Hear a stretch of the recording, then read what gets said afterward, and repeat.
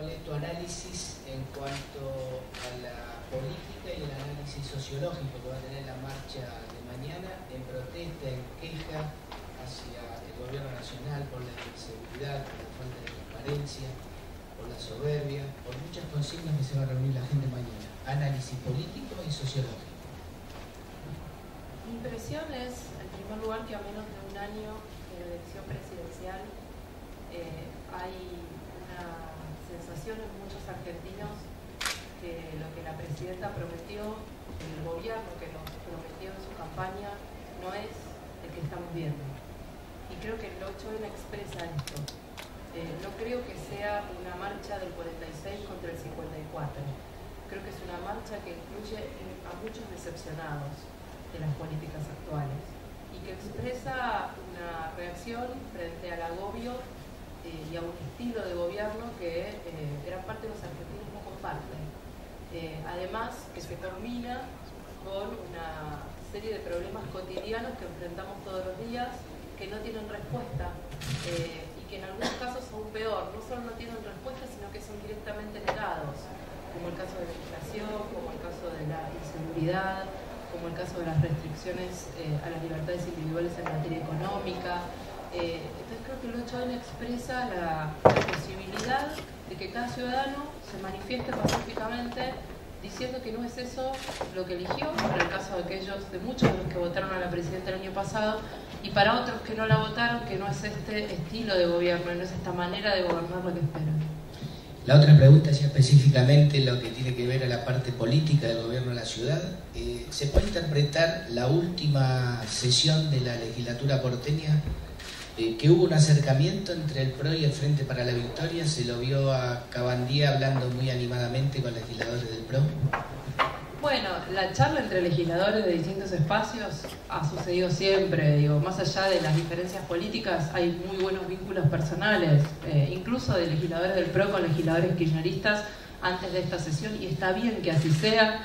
En relación a la sesión puntualmente, el PRO y el kirchnerismo seguimos siendo espacios políticos bien distintos, que pensamos bien distinto y no cambiamos nuestra manera de pensar.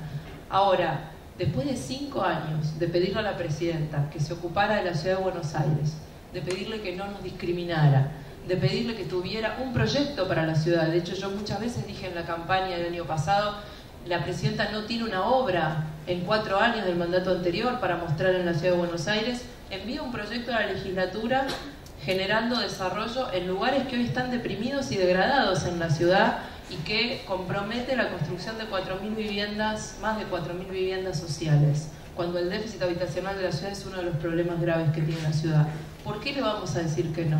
Cuando le reclamamos diálogo y le reclamamos que se ocupe, ¿por qué cuando por primera vez envía un proyecto con el que estamos de acuerdo no lo vamos a votar?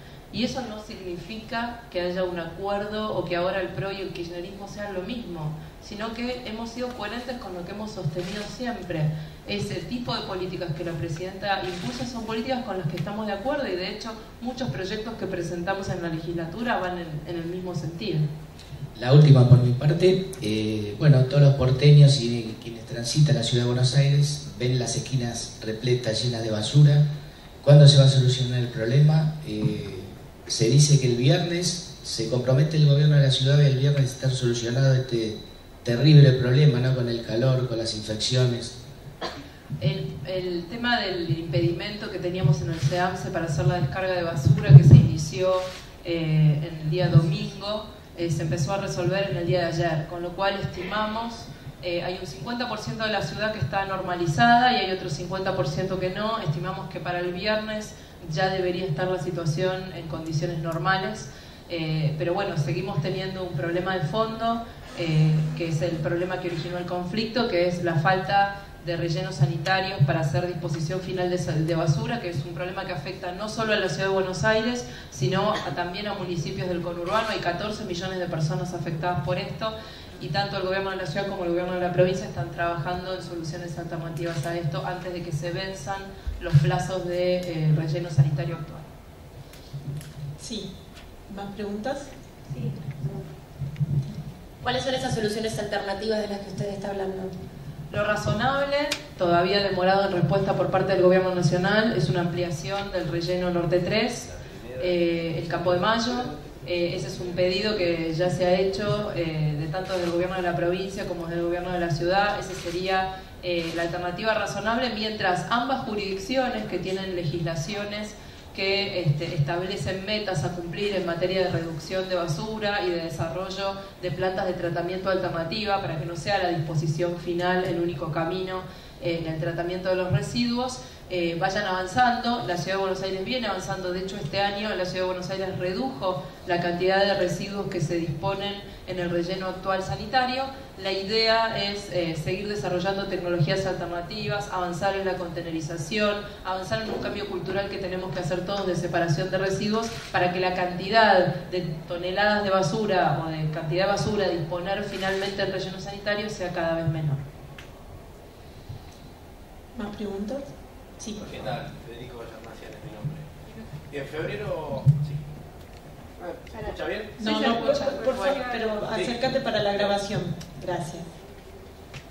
¿Qué tal? En febrero en la Ciudad de Buenos Aires se promulgó una ley, la ley, si no me equivoco, 4102, sobre regulación de sonidos en los locales bailables. El tema es que todavía no está reglamentada por el Poder Ejecutivo. Desde febrero hasta hoy, y todavía los dueños de los locales, o sea, los boliches, no tienen la obligación de implementar esas medidas justamente porque no está reglamentada.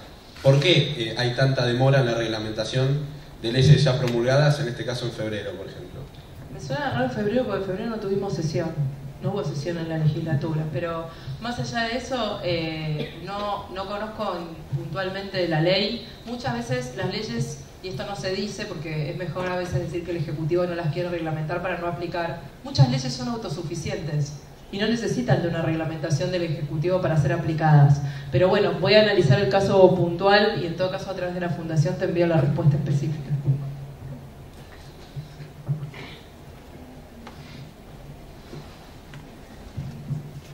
¿Qué tal? Buen día. Buen día.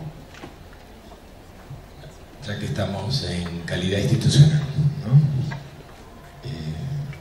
¿Cuáles son los ítems en los cuales usted evalúa que ha mejorado considerablemente la calidad institucional del gobierno de la ciudad respecto de anteriores gobiernos? Y después tengo otra preguntita. Lo primero que se me ocurre frente a tu pregunta es una iniciativa que empezó a funcionar el año pasado pero que está teniendo mayor desarrollo este año, que es la iniciativa de Gobierno Abierto. Gobierno Abierto es una iniciativa del gobierno de la ciudad por la cual nos obligamos crecientemente a poner a la luz pública todos los datos que se generan en el gobierno, desde distintas áreas. No solamente hicimos algo que no es un mérito solamente propio, sino de varias gestiones, en el caso del área de estadísticas de la ciudad, que es un área muy seria y muy respetada en la Ciudad de Buenos Aires, que nosotros mantuvimos todo su equipo técnico y sigue siendo un área que todos los sectores políticos respetan. El ejemplo más obvio de esto es la mortalidad infantil. Cuando fue la más baja de toda la historia de la ciudad, que fue en el 2010, nadie cuestionó esa estadística, y cuando volvió a subir en el año 2011 tampoco nadie la cuestionó, y es la misma dirección la que la elabora. ¿Es un tema de sonido? A ver ahí. Entonces, creo que es una iniciativa muy novedosa esto de obligarnos a poner todos los datos en una página web online que todo el mundo pueda ver.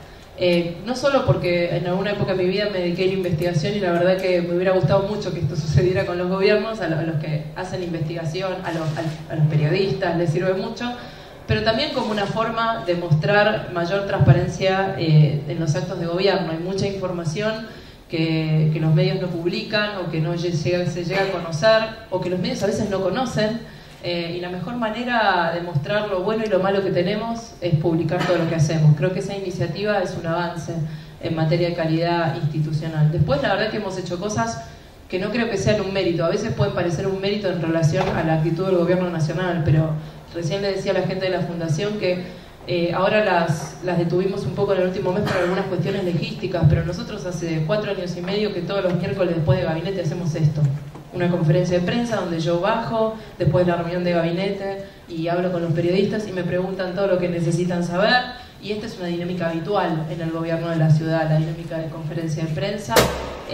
Lo mismo que una relación respetuosa con los poderes, tanto con el poder legislativo como con el poder judicial. Nunca tuvimos mayoría en la legislatura, todas las leyes que fueron relevantes para nuestro gobierno fueron leyes por consenso.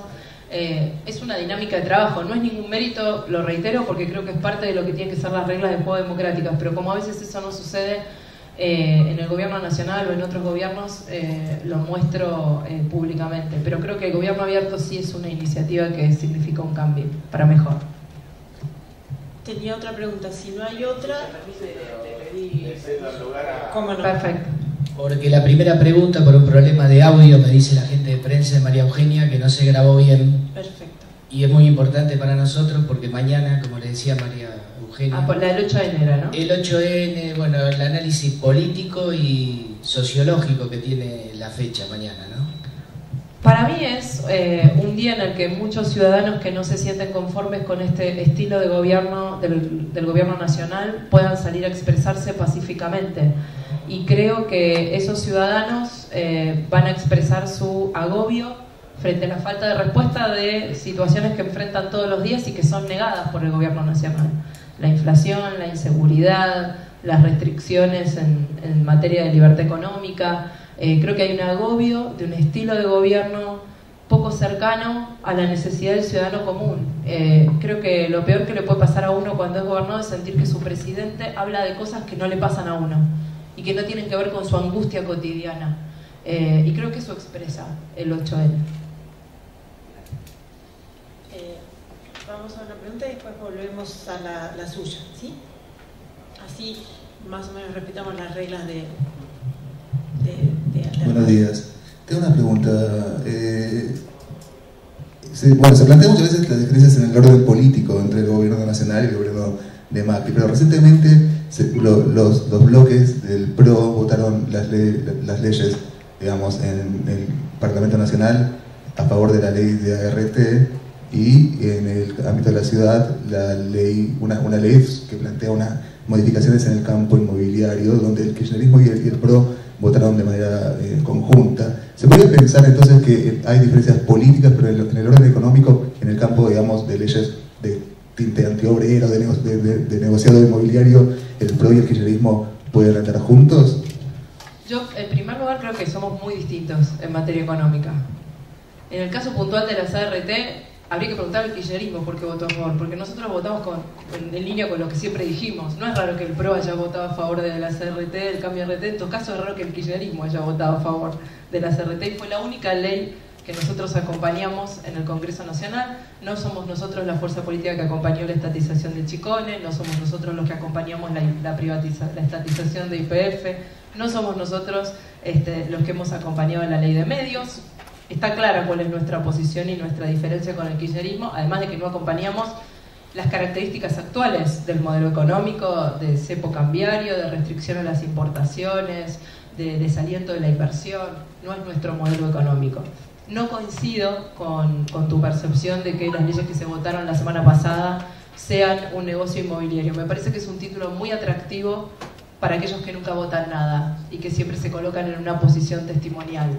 Las leyes que se votaron el jueves de la semana pasada, entre otras, incluyen el financiamiento, la autorización de la legislatura para el financiamiento de la obra del Vega, que es la obra que va a permitir que Belgrano no se inunde más.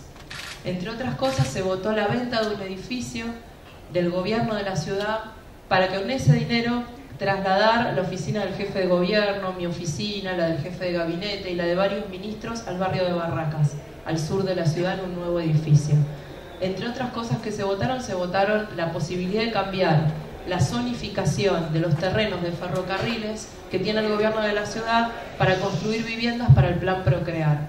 Yo no creo que esos, aunque parezca un título atractivo, sean negocios inmobiliarios. Yo creo que esas son iniciativas que son buenas para la ciudad. Se votaron centros veterinarios en distintos barrios para atención de animales. Digo, a veces me parece que se simplifica un poco y el debate legislativo, leyes que además, quiero decir, proyectos fueron discutidos, muchos, la mayoría de ellos, con más de un año de presentados, con discusión en asesores, con discusión en diputados. Así que yo creo que estuvo muy bien la sesión del jueves y lo que votamos. Sí, y después volvemos a su pregunta. Sí.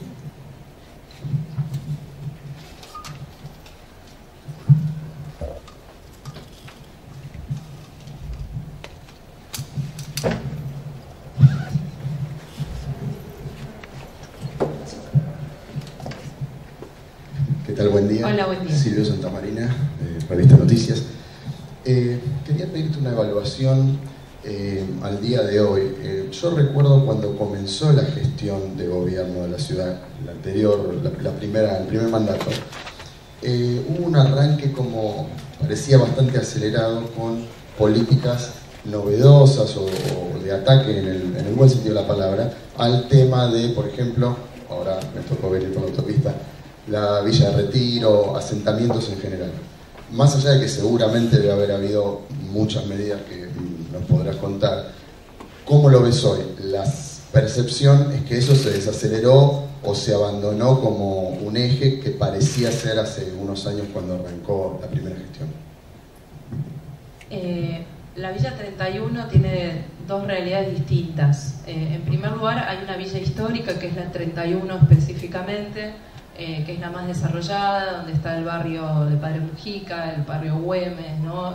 Asentamiento de muchos años, que se consolidó después del regreso a la democracia. Y después hay una segunda parte que se inició más a mediados de la década de los 2000, que tiene que ver con la 31 bis, más cercana a la autopista, más precaria, de desarrollo más reciente. Y son dos realidades muy diferentes realmente. Cuando nosotros abordamos el tema de la 31, pensamos que hay un sector importante de la 31 que prácticamente está urbanizado y necesita algunas mejoras de infraestructura, pero que es parte de la realidad de la ciudad. Y hay otro sector que debe ser relocalizado, en parte por algunas cuestiones ambientales y cosas que hay que evaluar. Pero la verdad es que todo ese proceso de urbanización y de mejora de servicios básicos, de crear espacios verdes, de llevar el Estado allí, incluso la policía, digamos, hoy la policía metropolitana está en la Villa 31 junto con la policía federal también, incluso todo ese proceso fue iniciado. El problema es cuando empezamos que es el problema que sucede en algunos casos que son terrenos del gobierno nacional, el finalizar el proceso de urbanización, ya sea por radicación o para relocalizar algunos sectores que hace falta para abrir calles o por alguna cuestión ambiental, requiere necesariamente la titularidad del terreno. Los terrenos de la Villa 31 son del gobierno nacional, todos, o la mayor parte.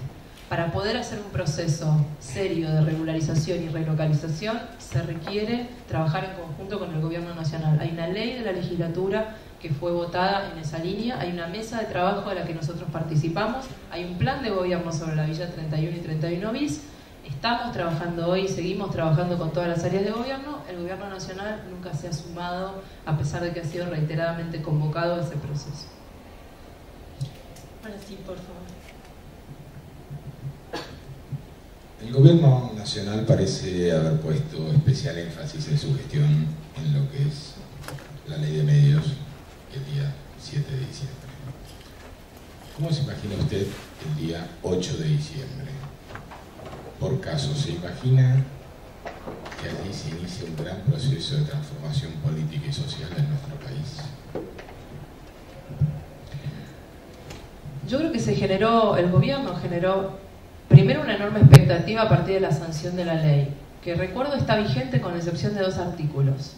Y la vigencia de la ley, con todas las herramientas que tiene el gobierno nacional para aplicarla, no ha garantizado mayor diversidad desde mi perspectiva, sino todo lo contrario, ni menos concentración. Así que ya la aplicación actual y la ejecución actual de la ley de medios creo que no ha cumplido con la expectativa de diversidad y pluralidad que prometió. En función en particular con los 2 artículos que están en discusión en la justicia, con un medio, con un grupo en particular, no con la totalidad de los medios vigentes, también se ha generado una gran expectativa desde el gobierno sobre lo que puede suceder el 7 o el 8 o el 9, no sé cómo caen los fines de semana y eso. La verdad es que no debería suceder nada. Eso es lo que yo espero, que se cumpla la ley, pero de acuerdo a cómo lo defina la justicia, y que no suceda nada. Yo espero que no suceda nada, porque si sucediera algo, sería contrario al respeto por la justicia y por una causa judicial que aún no está resuelta en el fondo, ya no en su cautelar, sino sobre lo que importa realmente es la constitucionalidad o no de estos dos artículos que están en discusión. Y los antecedentes no son buenos, porque lo que ha pasado en el último mes y lo que viene pasando en estos días no es bueno, más allá de la ley de medios. No es bueno ver al ministro de Justicia denunciando penalmente a todos los consejeros de la magistratura que no votan como él espera que voten. No es una buena señal, más allá de la ley de medios. De vuelta vamos como... A veces siento que el kirchnerismo y el gobierno nacional nos ponen a discutir sobre lo básico, como les decía antes. Así como no es un mérito que el PRO dé conferencia de prensa cuando gobierna la ciudad semanalmente, la división de poderes y el respeto a esa división de poderes forma parte de las reglas básicas del juego y no debería ponerse en cuestión. Es increíble que estemos hablando de esto. Sí.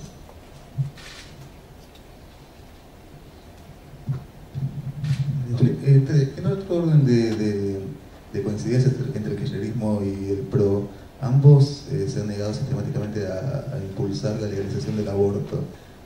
Te pregunto en cuanto a la postura de propuesta del PRO sobre la legalización del aborto en esos términos y tu postura como mujer, tu postura personal al respecto. No, mi percepción no es que nos parecemos en eso. En realidad la legalización del aborto es una decisión del Congreso Nacional y el tratar la legalización o no del aborto es una decisión del bloque K en el Congreso Nacional. La Ciudad de Buenos Aires no puede legalizar el aborto porque no tiene competencia legal para hacerlo, con lo cual difícilmente podríamos parecernos, porque aun cuando el jefe de gobierno quisiera que se trate la legalización del aborto, la legislatura de la ciudad no podría tratarlo. Lo contradictorio es que algunos diputados locales kirchneristas en la ciudad quieran tratar la legalización del aborto en la ciudad cuando la presidenta decide no tratarlo en el Congreso. No hay posición del PRO en relación al aborto, justamente porque la posición en relación al aborto es una posición personal de conciencia. Lo que sí hizo el gobierno de la ciudad fue, en su entendimiento, cumplir con lo que dijo el fallo de la Corte en marzo, que si bien es un fallo para un caso particular y no obliga a la totalidad de mujeres y a la totalidad de gobiernos, está claro que está sentando jurisprudencia. Y de hecho, cuando la Corte tuvo que volver a fallar recientemente en un caso que se presentó en la Ciudad de Buenos Aires, falló en el mismo sentido, lo cual hace pensar que en todos los casos que sean parecidos a ese caso, la Corte va a terminar fallando igual en última instancia. Entonces, eso le está indicando algo a los jueces de primera y segunda instancia que intervienen en este tipo de casos, y también le está indicando algo a aquellos que ejecutan o implementan el Poder Ejecutivo, en este caso nosotros en el gobierno de la ciudad. En ese fallo la Corte fue muy clara y le pidió, porque no puede obligarlo, pero sí le pidió a los gobiernos provinciales que desarrollaran protocolos en sus hospitales públicos que garantizaran que cuando había una mujer víctima de violación que pedía acceder a la prestación de aborto, con solamente una declaración jurada pudiera acceder. Nosotros hicimos eso, antes que la legislatura sacara la ley. Hicimos un protocolo por una resolución del ministro de Salud que establece claramente que cualquier mujer víctima de violación, solo con la presentación de una declaración jurada, puede acceder a la prestación de la interrupción del embarazo en cualquier hospital público de la ciudad que tenga el servicio específico. ¿Cuál es la diferencia entre ese protocolo y la ley que sancionó la legislatura? Las diferencias fundamentales son tres. La primera, cómo debe actuar el hospital público en caso de mujeres entre 14 y 18 años. Para nosotros tienen que intervenir los padres y el Consejo de los Derechos de los Niños, que es el organismo de protección del gobierno de la ciudad. ¿Por qué? Porque pensamos que una chica de 14 años no tiene que pasar sola por esa situación, que tiene que estar acompañada por los padres. Y si hubiera una situación de violencia intrafamiliar o de violación intrafamiliar, está el Consejo de los Derechos no solo para decidir en lugar de los padres quitándole la patria potestad, sino para trabajar sobre la situación posterior de la chica, porque evidentemente no vamos a permitir que una chica que fue violada al interior de su familia vaya sola a decidir un aborto en un hospital y vuelva al mismo núcleo familiar donde la están violando. Entonces, ese es un eje central. La ley, por el contrario, define que el aborto es solo una decisión de la chica de 14 años, sin consentimiento de los padres y sin intervención de ningún organismo del Estado. El segundo punto de diferencia es la objeción de conciencia. Para nosotros, los médicos tienen que tener capacidad de tener objeción de conciencia. Nosotros decimos que la hacen frente a cada caso. La ley dice que tienen 30 días para presentar su objeción de conciencia desde la promulgación de la ley y no les permite después cambiar su posición. Además de hablar de todos los médicos, no solo de los obstetras, ginecólogos o personas que intervienen en este tipo de casos, sino traumatólogos, cardiólogos y un montón de especialidades que no tienen por qué explicitar cuál es su posición en relación a este tema, dado que no van a intervenir en estos casos. Y el tercer tema que nos diferencia, entre otros, pero estoy diciendo solo los más relevantes, es la cuestión de la competencia para el sector privado. Esta ley local quiere obligar a los sanatorios y clínicas y nosotros pensamos, nuestro procurador, ahí es un tema más legal, que la ciudad no tiene competencia para obligar a los sanatorios y clínicas privadas a implementar esta prestación, sí puede hacerlo sobre los hospitales públicos. Esas son las dos diferencias, por eso vetamos la ley, pero el protocolo sigue vigente. No obstante eso, y ahí yendo a mi posición personal, yo lo dije porque creo que es necesario cuando uno es candidato a decirlo, porque estos son temas relevantes, que yo estoy en contra del aborto, en todos los casos. Pero acá lo que importa no es mi posición personal. Acá lo que importa es cumplir con un fallo de la Corte. Entonces lo fácil es cumplir con un fallo de la Corte cuando uno está de acuerdo. Lo difícil es cuando uno en términos personales no está de acuerdo, pero me parece que tenemos que hacer lo que proclamamos. Y ahí me parece que pesa más y pesó más en la decisión, porque yo acompañé la decisión del jefe de gobierno con el protocolo, mi responsabilidad como dirigente cumpliendo el fallo de la Corte que mi posición personal como mujer. Sí, tienes una pregunta. Cada posición personal es absolutamente respetable. Ahora, lo que a mí, por lo menos, me impresiona, tanto como ciudadana, como mujer, e incluso como periodista, es la posición tan... no estoy de acuerdo con el aborto en ninguna circunstancia. ¿Qué pasaría si a un familiar suyo, o mismo usted como mujer, es víctima de una violación? ¿Cuál es su situación en ese sentido? Bueno, por suerte no me ha pasado, y espero que no me pase ni a mí, ni a ningún familiar mío. Es mi posición personal y esto tiene que ver con que yo creo, no por religión, sino porque vengo de una familia de médicos y creo que hay vida desde la concepción, y si hay vida de concepción, hay vida de concepción en todos los casos, con o sin violación. Entiendo que para muchos puede ser una postura que no acompaña o una postura polémica, pero bueno, es mi posición personal y tengo que ser honesta. Y fui honesta también durante la campaña, y me lo preguntaron varias veces y varias veces lo he dicho públicamente. Y por supuesto, si me pasara a nivel personal, trataría de ser coherente con la posición que he sostenido durante toda mi vida, como siempre lo he tratado de hacer. Sí, por favor.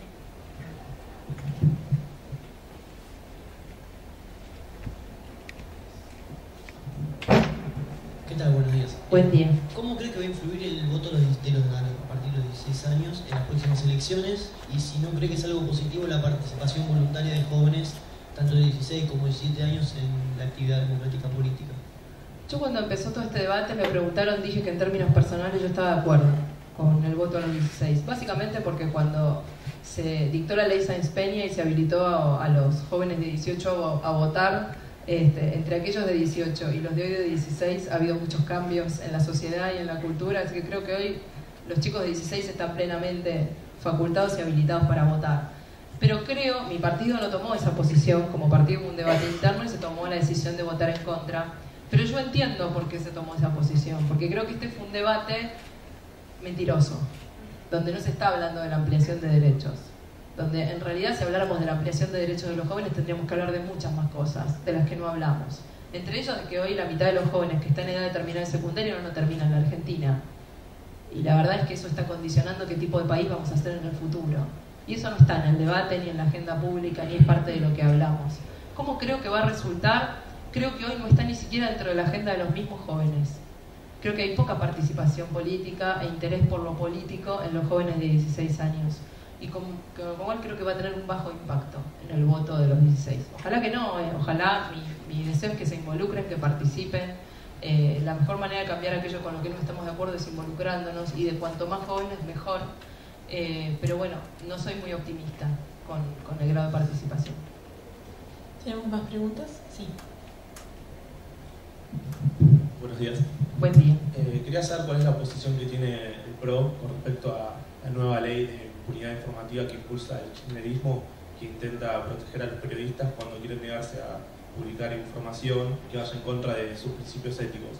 que bueno, no la está impulsando el kirchnerismo, pero ya otros partidos la habían intentado hacerlo en ocasiones anteriores. La verdad no la conozco en profundidad. Voy a hablar con Federico Pinedo y le voy a preguntar su opinión y en todo caso que me pase el proyecto antes de opinar. Tenemos tiempo para un par de preguntas más. Si sería bueno ver quiénes están ahí, tenemos acá y hay dos más. Bueno, entonces cerramos con eso. Sí, lo hacemos así en ese orden por cuestión de la logística del micrófono. Sí, buen día, yo llegué un ratito tarde, pero quería saber su opinión sobre la manifestación de mañana, en cuanto a si PRO está adhiriendo, su postura personal y qué diferencia hay con la manifestación anterior. Perdón, sí. Esa pregunta ya fue hecha y va a estar grabada y a disposición, si quieres agregar algo más No, tal vez lo distinto que me preguntaste es cuál es la diferencia con la anterior. Yo creo que la convocan los mismos objetivos. No creo que vaya a ser muy distinta, a lo mejor puede ser un poco más significativa, dado que esta vez es como más, se ha difundido más la fecha de movilización y manifestación a la Plaza de Mayo o a distintos lugares de la ciudad, incluso del país. Pero en términos de lo que se reclama y de lo que lleva a manifestarse, creo que no cambió nada desde aquella manifestación a esta. ¿Y qué efectos puede tener el día después? Si le puedo preguntar algo más. Yo esperaría que genere más escucha.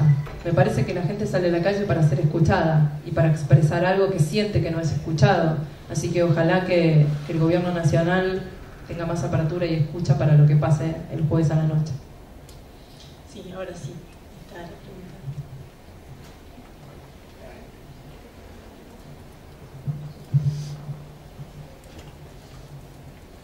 Hay una normativa vigente para que el Estado de la ciudad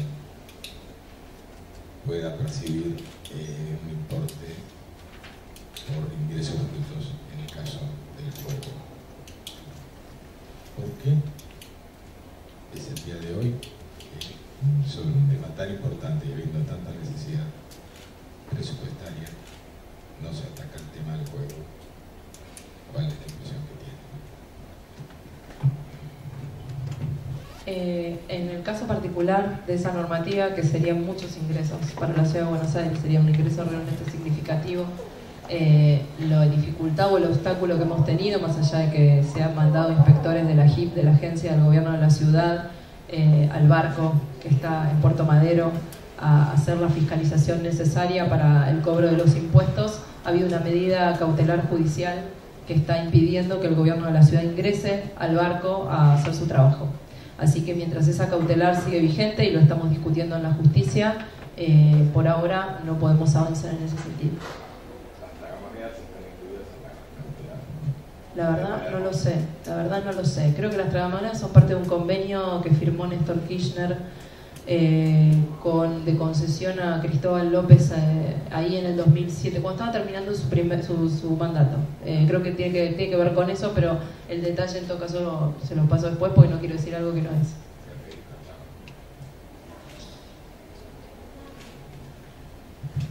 Buen día. Buen día.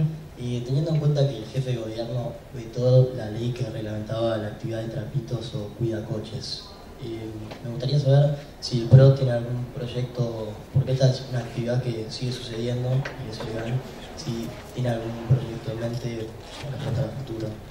El PRO no está de acuerdo con la actividad y por eso vetó la ley, porque la ley lo que hacía era crear un registro que de alguna manera formalizaba la actividad.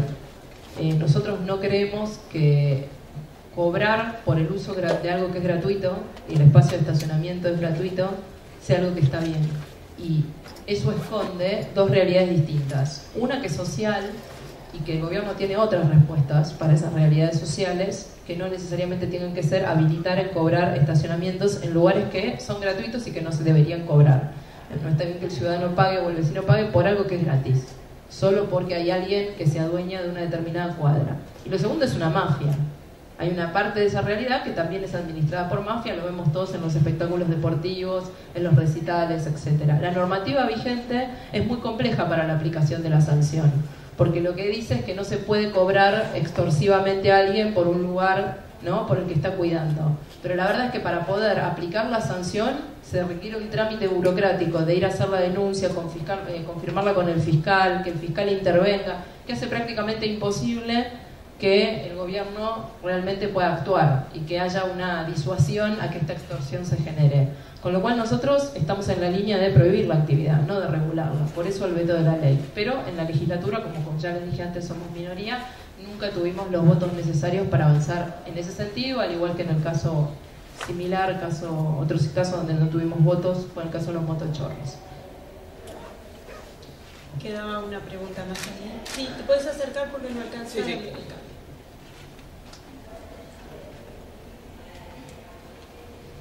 ¿Qué tal? Buenos días. Buen día. En base a los últimos días, estamos viviendo en la ciudad de Buenos Aires basura tirada por el piso. Mi pregunta iba dirigida más hacia un tema más de fondo. En la ciudad de Buenos Aires se reglamentó la ley de basura cero, la 1854, y establece pautas, digamos, para la reducción de basura enviada al relleno sanitario. Mi pregunta iba dirigida más hacia el incumplimiento de esta regla.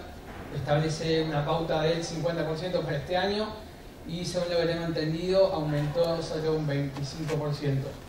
Quería saber más o menos qué se espera a futuro para solucionar este problema. En primer lugar, cuando se sancionó la ley de basura cero, que es la ley de la ciudad más ambiciosa de todo el país, o sea, no hay ninguna jurisdicción que tenga metas como la ciudad de Buenos Aires. La ciudad siempre se caracteriza por ser vanguardista en este tipo de cosas, pero se puso metas muy exigentes, esa es la realidad. Pero más allá de eso, estamos comprometidos con el cumplimiento de la ley. No aumentó 25% este año, de hecho la ciudad de Buenos Aires redujo la cantidad de residuos que envía a disposición final este año. Y esperamos seguir reduciéndolos, porque no es una sola política, sino varias al mismo tiempo. Hay una planta de tratamiento nueva que se está abriendo en el SEAMSE el mes que viene, que la construyó y la pagó enteramente la ciudad de Buenos Aires. Hay una licitación pública que va a salir antes de fin de año para instalar varias plantas de tratamiento en la ciudad más ecológicas y que permita salir en la mayor parte a futuro, ¿no? No es algo inmediato, seguramente va a llevar 2 o 3 años, pero que permita salir a futuro de la lógica de la disposición final, por lo menos que la disposición final sea para un porcentaje muy menor de los residuos. Se va a abrir en junio del año que viene una planta de tratamiento de residuos sólidos en Varela, en la ciudad de Buenos Aires, que básicamente consiste en tratar 1/3 de los residuos. 1/3 de los residuos que se generan en la ciudad son escombros. Y eso obviamente tiene que ser tratado de otra manera y no hace falta mandarlo a un relleno de disposición final. Para eso va a haber una planta de tratamiento que también va a ayudar a reducir la cantidad de basura que enviamos a disponer, y además está lo que cada uno de nosotros puede hacer. Estamos poniendo contenedores de acá a abril del año que viene en toda la ciudad, negros y verdes, y estamos obligando a los supermercados, cosa que ya está en vigencia, a entregar bolsas negras y verdes para que la gente empiece a diferenciar aquello que dispone en su casa entre lo que es reciclable y lo que no lo es. Estamos llevando adelante ya desde hace 2 años un programa de escuelas verdes en distintos lugares y escuelas de la ciudad, donde les enseñamos a los chicos sobre disposición final, porque la verdad que hemos descubierto que son nuestros mejores agentes de información en las casas. Son los chicos los que obligan a los padres a diferenciar aquello que tiran y a disponer de manera diferente los residuos, con lo cual estamos en camino. Pensamos que en este camino podemos ir reduciendo gradualmente, y de hecho este es el primer año que la ciudad logra una reducción en los envíos, en el envío de residuos que logró disponer en el SEAMSE, a diferencia de la provincia y de otros municipios que no aplicaron estas políticas y que siguen en el mismo o más nivel que el año pasado. Así que tenemos expectativa de que si seguimos con este camino vamos a lograr cumplir la ley de basura cero, no seguramente en el tiempo que se había previsto, pero sí finalmente cumplirlo. Habíamos dicho que cerrábamos la ronda de preguntas. Solo para cerrar, agradecerle enormemente que nos haya acompañado en esta mañana, que haya aceptado la propuesta de la conferencia de prensa, y me gustaría, como parte del Centro de Información Ciudadana, si nos puedes agregar algo acerca, mencionaste que ustedes hacen uso cotidiano de la conferencia de prensa y nosotros nos encontramos con la dificultad que no siempre los funcionarios y los periodistas mismos entienden el aporte que puede hacer este espacio de encuentro. Entonces me gustaría conocer tu opinión para cerrar. Para mí es que a partir de este segundo mandato, en general las conferencias de prensa después de gabinete, nosotros tenemos gabinete todos los miércoles, de hecho yo vengo de ahí, en general convocamos a medios y contestamos las preguntas sobre los temas de coyuntura de la semana. En general nuestras conferencias no son para anunciar cosas, no hacemos anuncios, sino que más bien, como fue la dinámica acá, nos presentamos y vemos cuáles son las preguntas que hay de interés. La verdad no me parece, de vuelta, no me parece ningún mérito, lo hacemos los miércoles, les podemos informar cuando las hacemos para que estén convocados y puedan participar, son abiertas a todos los medios, puede venir el que quiera y estamos a disposición. Bueno, muchísimas gracias. Bueno, Gracias a todos por acompañarnos.